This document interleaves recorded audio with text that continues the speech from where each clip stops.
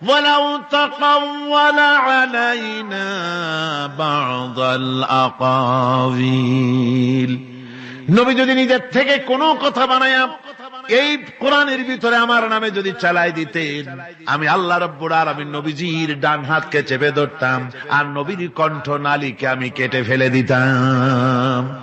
নবীজি কোনো কথা বলেননি কোরআনের মধ্যে নিজের থেকে বানায়া এটা আমার, এটা কার?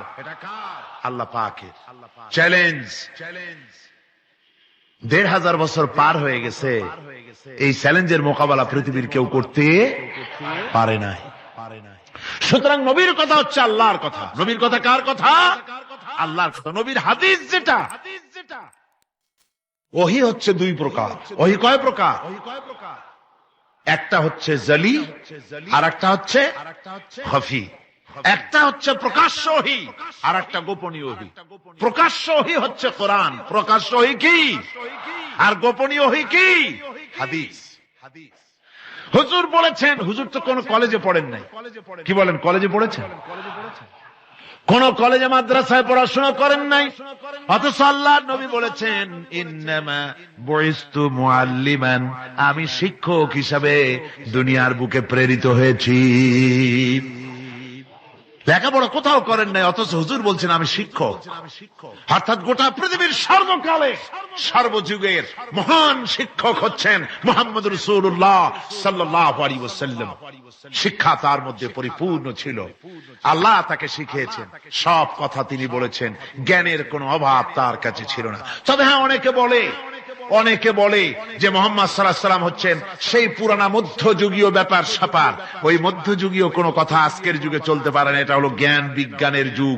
আমরা কিছু মঙ্গল গ্রহে যাব করতেছি, চাঁদ দখল করে ফেলেছি, সেই কবে চাঁদে পতাকা উড়ায় ফেলেছি, বাড়িঘর বানাবার জন্য ইট সিমেন্ট রড সবকিছু পাঠাবার ব্যবস্থা হচ্ছে চাঁদে। আর মঙ্গল গ্রহে তো আমরা যাব করছি। মুহাম্মদ সাল্লাল্লাহু আলাইহি ওয়াসাল্লাম কি চাঁদে নেমেছেন কখনো? এগুলি বেকুবদের প্রশ্ন। কাদের প্রশ্ন?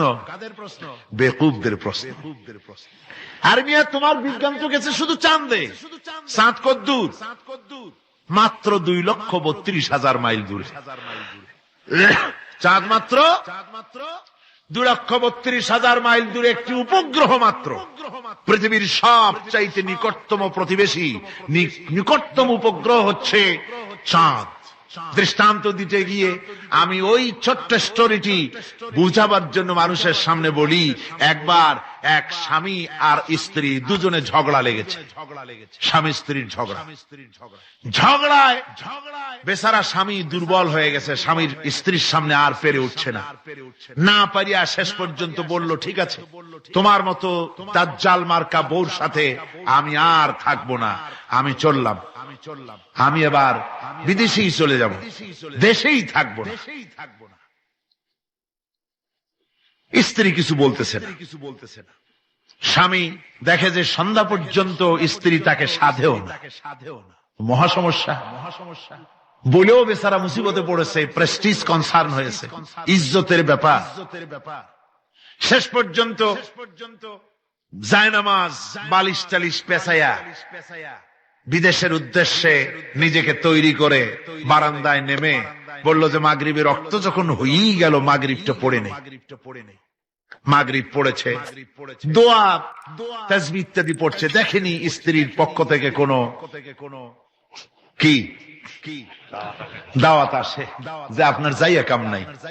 তো স্ত্রী বেচারিও বুঝে ফেলেছে তার স্বামীর দৌরত্ব কত দূর, সেই জন্য সেও আর কিছু ক্ষয় হয় না। এশা রক্ত যখন হয়ে গেছে তখন বিড়বিড় করে স্বামী বেচারা বলছে, মানুষ নাকাউয়ার জাত, সন্ধ্যার আগে ছিলাম কোথায় আর এখন আসলাম কোথায়। বউ ঘরে বসে কয় যে বুঝছি, আর যাওয়া লাগবে না বিদেশে। ঘরের থেকে বারান্দায় নামি তুমি বলো মানুষ না কাউয়ের জাত, সন্ধ্যায় ছিলা কোথায় এখন নামছো কোথায়। তোমার আর বিদেশে যায় কাম নাই, তুমি ঘরে এসে মশারির মধ্যে ঢোকো। বুঝলেন?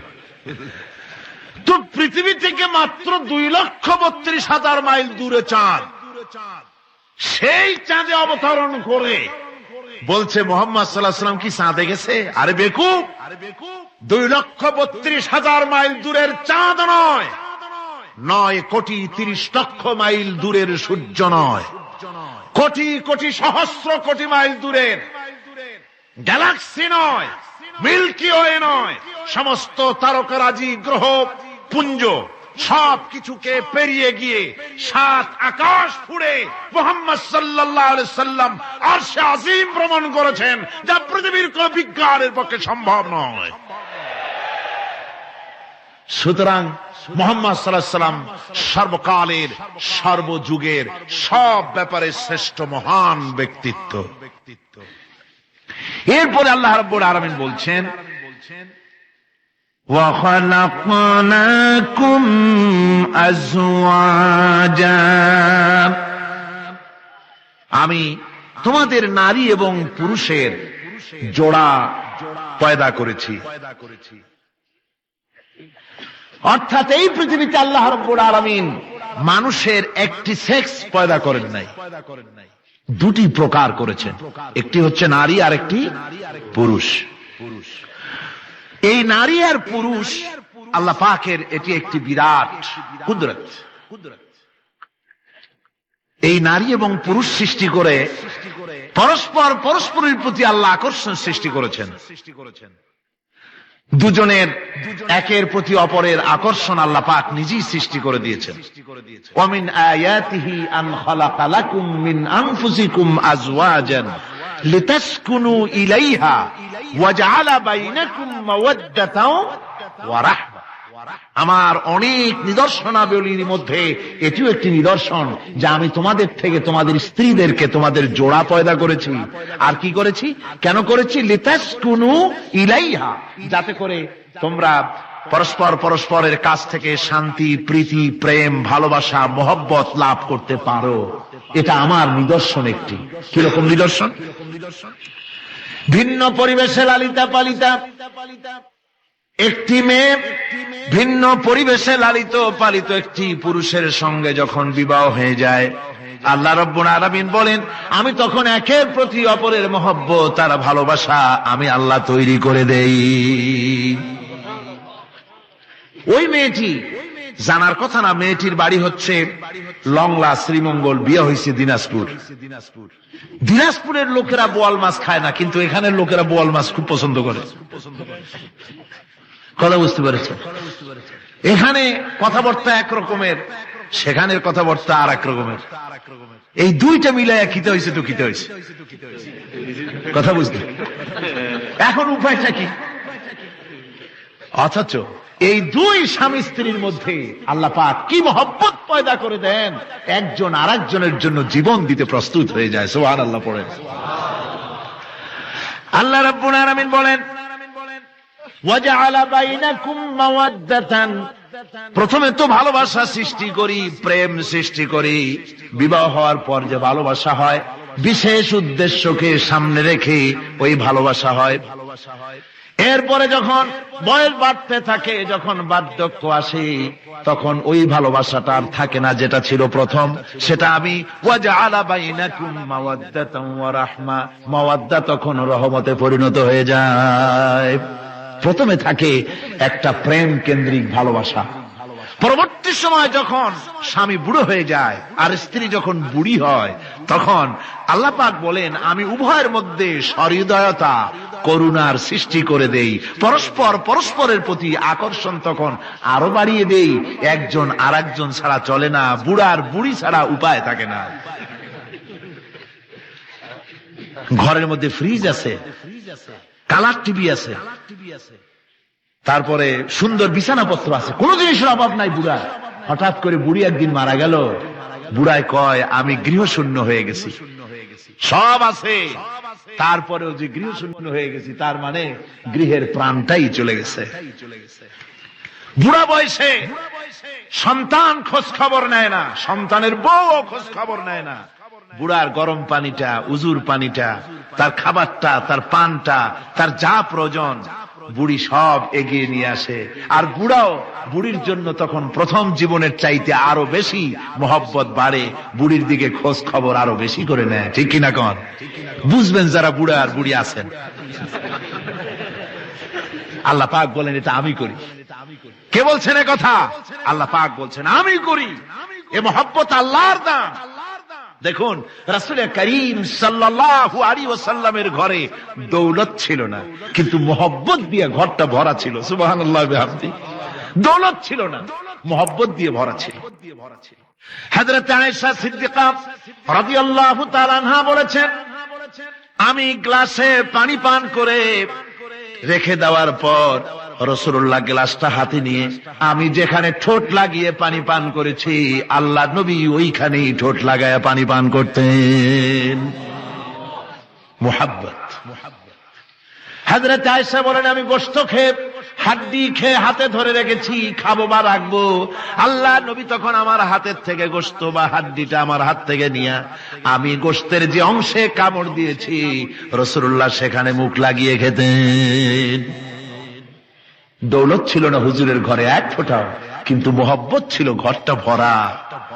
হযরত আয়েশা বলেছেন, রাসূলুল্লাহ কাজ করে কষ্ট করে ঘরের ভিতরে ফিরে যখন দেখেছেন রান্না বান্না সারা হয় নাই, হুজুর ক্ষুধার্ত অথচ আমার রান্না শেষ হয় নাই, নবীজি রাগ করেন নাই, অসন্তুষ্ট হন নাই, ভুরু কুঞ্চিত করেন নাই, চোখ গরম করেন নাই, বরং আমার কাছে বসে রান্না বান্নায় আমাকে আল্লাহর নবী বিশ্ব নবী মুহাম্মদ রাসূলুল্লাহ সাল্লাল্লাহু আলাইহি ওয়াসাল্লাম আমাকে সহযোগিতা করেছেন। স্বামী স্ত্রীর ভালোবাসা হচ্ছে স্বর্গীয় নিয়ামত, জান্নাতের নিয়ামত। সুবহানাল্লাহ পড়ে। যেই ঘরে স্বামী আর স্ত্রীর মধ্যে সাপ আর বেজির সম্পর্ক, দাঁড় কুমড়োর সম্পর্ক, এই ঘরটা যতই বিদেশি আধুনিক সৌন্দর্যের উপকরণ আদি দিয়ে ভরপুর থাকুক না কেন, এই ঘরটা, এই বিল্ডিংটা জাহান্নামের টুকরা। ঠিক না? আর স্বামী স্ত্রীর যদি ভালোবাসা থাকে তাহলে ঘরটা যদি কুড়ে ঘর হয় তারপরেও সে ঘরটা হচ্ছে একটা জান্নাতের টুকরা। অনেক স্ত্রী আছে স্বামীর সাথে মহব্বত নাই, উল্টো পাল্টা কারবার। ওই রকম এক স্বামীর কাছে খবর আসছে যে আপনি তো এই গ্রামের মাতবাড়ি করেন, বিচার আচার করতেছেন, আপনার বউ তো গোসল করতে গিয়ে পড়ে গেছে নদীর মধ্যে। তো লোকটা দৌড় দিয়েছে, দৌড়ে গেছে, যায় কয় যে কোন জায়গায় পড়ছে, কয় যে এইখানে পড়ছে। লোকটা তখন জোয়ারের পানি যাচ্ছিল এইদিকে, লোকটা দৌড় দিছে উল্টা দিকে। লোকেরা কয় যে মিয়া তোমার বউ পড়েছে এইখান থেকে জোয়ারের পানি এদিকে যায়, তুমি উল্টা দৌড়াও কেন? মাতবার বলছে যে দেখো এটা হচ্ছে আমাদের ইন্টারনাল অ্যাফেয়ার্স, এটা বুঝবা না। এই স্ত্রী সারাটি জীবন আমার উল্টা চলেছে। আমি যদি বলেছি 100, সে বলেছে 335। আমি যদি বলেছি এখন দিনের 12টা, সে বলেছে এখন রাত 3:35। সম্পূর্ণ উল্টা সারা জীবন যে চলেছে। সে যে নদীতে পড়ে জোয়ারে গেছে আমি তা বিশ্বাস করি না, উল্টাই গেছে। এই রকমের এক শ্রেণী আছে, স্বামী উল্টা থাকে, স্ত্রী উল্টা থাকে, এরকমও হয়। সুতরাং স্বামী এবং স্ত্রীর মধ্যে মহব্বত আর ভালোবাসা এটি মাবুদের একটি বিরাট নিয়ামত। অন্যের স্ত্রীর দিকে তাকালে কাম ভরে, খারাপ নজরে তাকালে জেনার গুনাহ হবে, হাত দিয়া ধরলে কাম ভাবে জেনার গুনাহ হবে। কিন্তু কোন স্বামী যদি তার স্ত্রীর দিকে প্রেম ভরে ভালোবাসা ভরে তাকায় আর স্ত্রীর হাতকে প্রেম আর ভালোবাসার সাথে যদি স্ত্রীর হস্ত ধারণ করে, কিতাবে এসেছে স্বামী এবং স্ত্রীর উভয়ের সগীরা গুনাহ আল্লাহ রাব্বুল আলামিন মাফ করে দেন। আল্লাহ পাক বলছেন আমি তোমাদের থেকে তোমাদের জোড়া, তোমাদের স্ত্রীদেরকে পয়দা করেছি এবং পরস্পর পরস্পরের প্রতি ভালোবাসা এবং মহব্বত সৃষ্টি করে দিয়েছি। আজকে কথা উঠেছে সমাজে, আজকে কথা উঠেছে নারীর অধিকার নিয়ে। বলা হচ্ছে ইসলাম নারীকে, নারীর অধিকার ক্ষুণ্ণ করেছে। বলে না? বলে কিনা বলেন? আমাদের দেশে এই জন্য নারী পক্ষ, নারী সমাজ, নারী আন্দোলন পরিষদ, তারপরে এরকম অনেক আন্দোলন তারা বানিয়েছে। আর পত্র পত্রিকায় নানান রকমের ইসলাম সম্পর্কে তারা লিখছে। একটা পত্রিকা আজকে সকালে আমাকে একজন দিল, তার মধ্যে লিখেছে হাদিসের বরাত দিয়েছে, তার মধ্যে লিখছে যে রাসূলুল্লাহ বলেছেন পৃথিবীর সব কিছু হচ্ছে ভোগের সামগ্রী, সেই ভোগের মধ্যে উত্তম ভোগের সামগ্রী হচ্ছে নারী। নাউযুবিল্লাহি মিন যালিক, এমন কথা রাসূলুল্লাহ বলেন না। হাদিসের নাম দিয়া তারপরে হুজুর যা বলেন নাই সেই সব কথা বলে বলে নারীদেরকে ইসলামের প্রতি বীতশ্রদ্ধ করাবার জন্য চেষ্টা চালানো হচ্ছে। অথচ নারীদের ব্যাপারে মুহাম্মদ সাল্লাল্লাহু আলাইহি ওয়াসাল্লাম সবচাইতে উত্তম কথা বলেছেন। এত সুন্দর কথা পৃথিবীতে আর কেউ বলে নাই, আর কেউ বলে নাই। নারী আজ অধঃপাতিতা, নির্যাতিতা। এই নির্যাতন থেকে, অধঃপতন থেকে নারীকে কে রক্ষা করতে পারে? ইসলাম। জোরে বলেন, কে পারে? কেবলমাত্র ইসলাম পারে, আর কেউ পারে না। নারী যখন তাদেরকে মেয়ে হয়েছে শোনা মাত্র তার বাপ তাকে মাটির নিচে পুঁতে রাখত, আছাড় মেরে মেরে ফেলে দিত। যখন তাদেরকে কবর দিয়ে দিত জীবিত অবস্থায়, সেই সময় রাসূলুল্লাহ এসে নারীদের সম্মান দিলেন, মর্যাদা দিলেন। রাসূলুল্লাহ বললেন, আমার কাছে তিনটা জিনিস প্রিয়, একটি হচ্ছে নামাজ, একটি হচ্ছে সুগন্ধি, আর একটা হচ্ছে স্ত্রী। নারীর যখন কোনো মর্যাদা নাই তখন নারীর মর্যাদা হুজুর দিলেন। যখন কন্যা সন্তান হওয়া আভিজাত্যের বিপরীত, কন্যা সন্তান হওয়া পুরুষের জন্য একটা অপমানকর। এখন আমাদের সমাজও আছে, স্ত্রী গর্ভবতী হয়েছে, বন্ধুদের কাছে বলে ফেলেছে আগেই, সন্তান হয়ে গেছে, কিন্তু কোন খোঁজ খবর নাই। বন্ধুরা একদিন হঠাৎ জিজ্ঞেস করে, তোমার স্ত্রী গর্ভবতী হয়েছে, তারপরে তা তো অনেক দিনের কথা, কি হইল তা তো বললা না? কয় যে আশা তো করছিলাম হবে ছেলে, কিন্তু হয়েছে মেয়ে, সেই জন্য আর টেলিফোন করা, খবর দেওয়া জরুরত বোধ করিনি। আছে না এমন? আছে। আবার বারবার মেয়ে হয় বলে আমাদের দেশে তালাকের ঘটনা পর্যন্ত আছে। বারবার মেয়ে হয়, ছেলে হয় না মোটেও, তালাক দিয়ে দেয়। আচ্ছা, ওই মেয়েটারই, ওই স্ত্রীরই যদি এখানে হাত থাকে ছেলে বা মেয়ে হওয়ার ব্যাপারে, মানুষের যদি হাত থাকে, তাহলে দায়ী শুধু স্ত্রী হতে যাবে কেন? পুরুষ তুমিও তো দায়ী তাহলে। আসলে ছেলে এবং মেয়ে হওয়ার জন্য স্বামী এবং স্ত্রী কেউ দায়ী নয়, ব্যাপারটি আল্লাহ। ব্যাপারটি কার? আল্লাহ রাব্বুল আলামিন বলেছেন, আমি যাকে খুশি কন্যা দান করি, যাকে খুশি শুধু ছেলে দান করে, যাকে খুশি তারে ছেলেও দেই, মেয়েও দেই, আর যাকে খুশি আমি কিছুই দেই না। এ সবটাই আমার হাত। সুতরাং রাসূল পাক সাল্লাল্লাহু আলাইহি ওয়াসাল্লাম বলেছেন, খবরদার মেয়েদের বাপকে, মেয়ের বাপকে গালি দিও না। বারবার মেয়ে হয় বলে অনেকে মেয়ের বাপকে গালি দেয়, তাচ্ছিল্য করে, টিটকারি করে। হুজুর বলেছেন, মেয়ের বাপকে বিদ্রুপ করো না, গালি দিও না, যেহেতু আমি মুহাম্মদ সাল্লাল্লাহু আলাইহি ওয়াসাল্লাম মেয়েদের বাপ। রাসূল পাক সাল্লাল্লাহু আলাইহি ওয়াসাল্লাম বলেছেন, যে ঘরে একটা কন্যা সন্তান জন্মগ্রহণ করে, যে ঘরের ভিতরে একটি কন্যা সন্তান জন্মগ্রহণ করে, ওই ঘরের ভিতরে আল্লাহ রাব্বুল আলামিনের রহমতের ফেরেশতা ঢুকে সালাম দেয় আর বলে, আসসালামু আলাইকুম ইয়া আহলাল বাইত, হে ঘরের মালিকেরা, তোমাদের উপরে আল্লাহর রহমত বর্ষিত হোক। রহমতের ফেরেশতারা ঘরের ভিতরে প্রবেশ করে কন্যা সন্তানটির মাথার উপরে হাত বুলায় আর বলতে থাকে, এই দুর্বল দেহ একটি দুর্বল দেহের ভেতর থেকে বেরিয়ে এসেছে, এই কন্যা সন্তানটিকে যে লালন পালন করবে আল্লাহ রাব্বুল আলামিন তাকে শান্তিতে রাখবেন। রাসূল পাক সাল্লাল্লাহু আলাইহি ওয়াসাল্লামের কাছে একজন এসে বলছে, ইয়া রাসূলুল্লাহ, আমার এক মেয়ে। হুজুর কয়, তোমার এক বেহেশত। আর একজন কয়, হুজুর আমার দুই মেয়ে। কয়, তোমার দুই বেহেশত। এরকম হাদিস আছে নাকি যে একজনে বললো আমার এক ছেলে, আর হুজুর বলছেন তোমার এক বেহেশত? আছে এমন?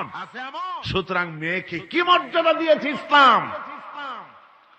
রাসূলুল্লাহ বললেন, যার তিনটি মেয়ে আছে আর ওই তিনটি মেয়েকে আদব শিক্ষা দিয়েছে, তারবিয়াত শিক্ষা দিয়েছে, দ্বীন শিক্ষা দিয়েছে, স্নেহ করে, স্নেহ দিয়ে লালন, তারপরে সৎ পাত্রস্থ করেছে, ওই মেয়ের লালন পালনকারী মাতা পিতা আর আমি মুহাম্মদ সাল্লাল্লাহু আলাইহি ওয়াসাল্লাম কিয়ামতের দিন একই জান্নাতে পাশাপাশি অবস্থান করব। সুবহানাল্লাহ বিহামদিহি।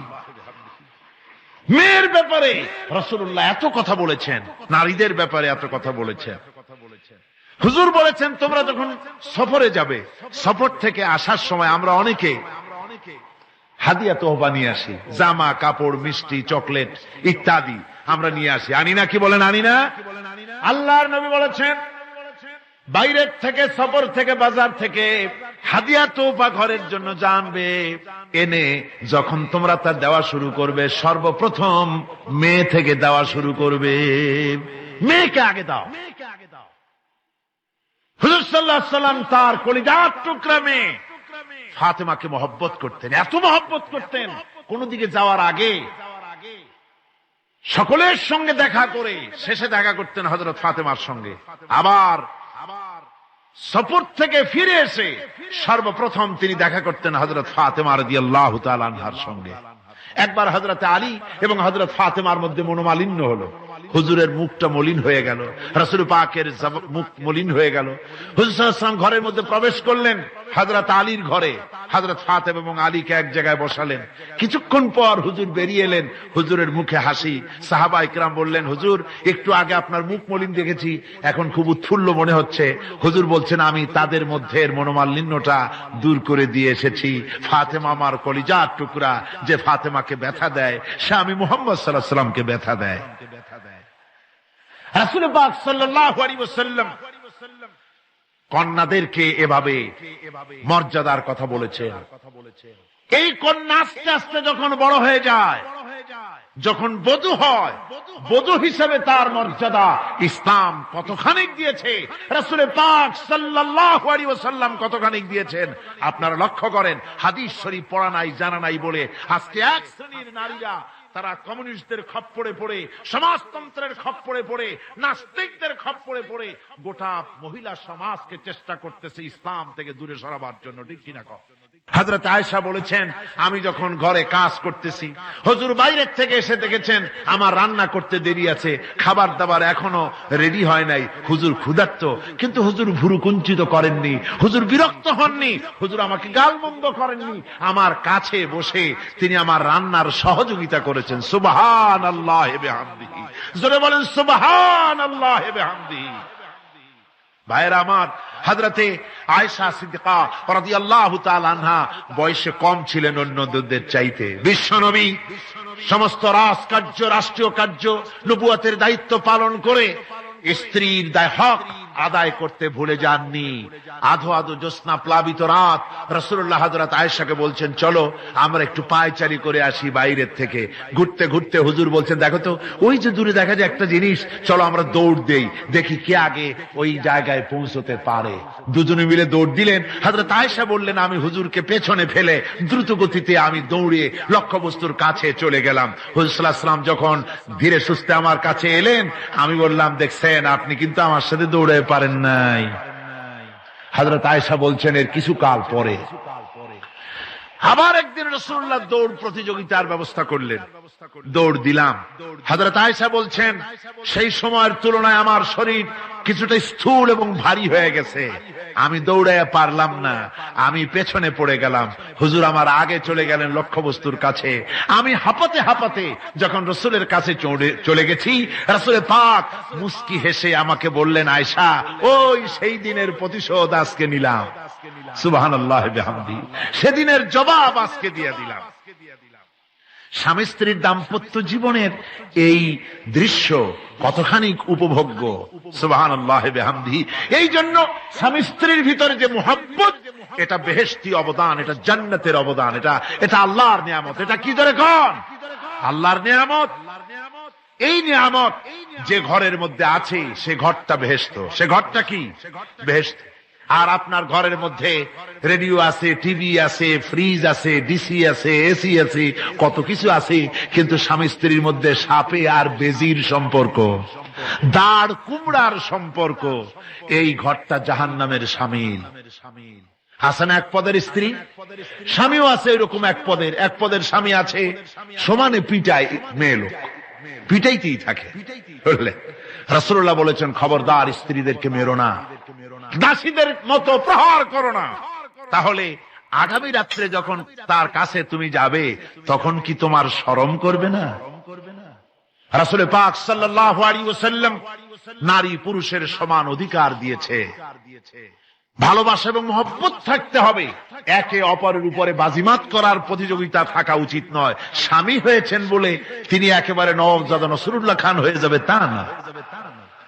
আবার স্ত্রী স্বামীকে গোলাম হিসাবে ব্যবহার করবে তাও না, ভালোবাসা, শ্রদ্ধা, পারস্পরিক মহব্বত হিসাবে মর্যাদা সমান রাখা হয়েছে। কিন্তু মাঝে মধ্যে দেখা যায়, কিছু অভিযোগ পাওয়া যায়, স্ত্রীরা এমনও করে স্বামীকে একেবারে গোলামদের মতোই রাখে। এই রকমের এক শ্রেণীর আছে। সমান অধিকারের চিন্তা নিয়ে স্বামী নির্যাতনের কোনো প্রশ্নই ওঠে না। রাসূলুল্লাহ আবার মর্যাদা পুরুষের এক ধাপ বাড়ায় দিয়েছেন। আল্লাহর নবী বলেছেন, এই পৃথিবীতে মানুষকে যদি আমি মানুষের সামনে সেজদা করার জন্য যদি অর্ডার করতাম, তাহলে দুনিয়ার সমস্ত নারীদেরকে অর্ডার করতাম তার স্বামীকে সেজদা করার জন্য। মর্যাদা বাড়ানো রয়েছে, কিন্তু অধিকার সমান, সমান অধিকার দেওয়া হয়েছে। ইসলাম নারীর অধিকার দিয়েছে, স্বামী স্ত্রীর মহব্বত এবং ভালোবাসা সৃষ্টি করে দিয়েছেন। এটা আল্লাহর নিয়ামত। আমার বন্ধুগণ, আজকে আমার সমাজে বলা হচ্ছে নারীদেরকে ঠকাইছে ইসলাম। বলে কি দিয়ে ঠকানো হলো? বলে ইসলাম ঠকিয়েছে একটা ছেলে সমান দুইটা মেয়ে। একটা ছেলেতে যা পাবে দুইটা মেয়েতে তাই পায়, এই জন্য মেয়েকে ঠকানো হয়েছে। একথা বলেছেন আমাদের দেশের সুপ্রিম কোর্টের একজন চিফ জাস্টিস, অবসরপ্রাপ্ত, নাম নেব না আমি। তো আমরা এটা শোনার পরে বললাম যে বাংলাদেশ পৃথিবীর দ্বিতীয় বৃহত্তম মুসলিম দেশ, এই দেশের সুপ্রিম কোর্টের চিফ জাস্টিস হয়ে কোরআন সম্পর্কে জ্ঞান এত নগণ্য, এত কম, এত পুর, তার জ্ঞানের এই বহর দেখে আমাদের শুধু করুণাই হয়। কোরআনে কারীমের এক জায়গায় তিনি দেখেছেন এক ছেলে সমান দুই মেয়ে, কিন্তু মেয়েকে যে আরো অনেক জায়গা থেকে দেওয়া হয় তা কি লক্ষ্য করো নাই? ছেলে তো এক জায়গায় পিতার কাছ থেকে বোনের ডাবল পেল, বোনের তুলনায় বেশি পেল এক জায়গায়, কিন্তু বোনকে, মেয়েকে অনেক জায়গা থেকে আল্লাহ দেওয়ার ব্যবস্থা করেছেন। এই মেয়ে লোকটি পিতার কাছ থেকে পাবে, স্বামীর কাছ থেকে পাবে, ছেলের কাছ থেকে পাবে, ভাইয়ের কাছ থেকে পাবে, মায়ের কাছ থেকে পাবে। 5 জায়গা থেকে পাওয়ার ব্যবস্থা আল্লাহ তাকে করে দিয়েছেন। জোরে বলেন সুবহানাল্লাহ। 5 জায়গা থেকে তার পাওয়ার ব্যবস্থা আছে। এক জায়গায় একটু ছেলেকে বেশি দিয়েছে, দেখি তার চোখ কাড়া হয়ে গেছে। আল্লাহর উপরে কমেন্ট করতেছে, নাউযুবিল্লাহি মিন যালিক। নারীকে ইসলাম সবচাইতে বেশি অধিকার দিয়ে তাকে প্রতিষ্ঠিত করেছে, সবচাইতে বেশি অধিকার তার। সব জায়গায় তাকে প্রতিষ্ঠিত করা হয়েছে। নারীদেরকে মহারণা দেওয়া ফরজ করে দেওয়া হয়েছে। নামাজ রোজা যেমন ফরজ, মহারণা দেওয়া তেমন কি? সেই মহারণা আজকাল বাঁধা হয়, বিশেষ করে রাজধানীতে, শহর সমূহে মহারণা বাঁধে। যত বেশি টাকা ততই সুনাম নাকি হয়। সেই জন্য জিজ্ঞেস করা হয়, মেয়ের বিয়েতে মহারণা কত হলো? কয় মহারণা হচ্ছে 5,73,793 টাকা 75 পয়সা। বাবা, আদায় করে না কিন্তু মোটেও। ফাঁকি দেওয়ার ব্যবস্থা সব। সোনা দিলাম এত, খাওয়াইলাম এত, বাকি সব ইদিক সিদিক। মনে রাখবেন মুসলমানেরা, মহারণা দেওয়া নামাজ রোজার মতোই অবশ্য পালনীয় একটি কর্তব্য আল্লাহ রাব্বুল আলামিন করে দিয়েছেন। কোন স্বামী যদি মহারণা ধার্য করার পর যদি আদায় না করেন, স্ত্রী যদি স্বেচ্ছায় মহারণার টাকা মাফ না করে দেয়, তাহলে কিয়ামতের দিন ওই স্বামীকে আল্লাহর দরবারে জেনাকারের কাতারে দাঁড়াতে হবে।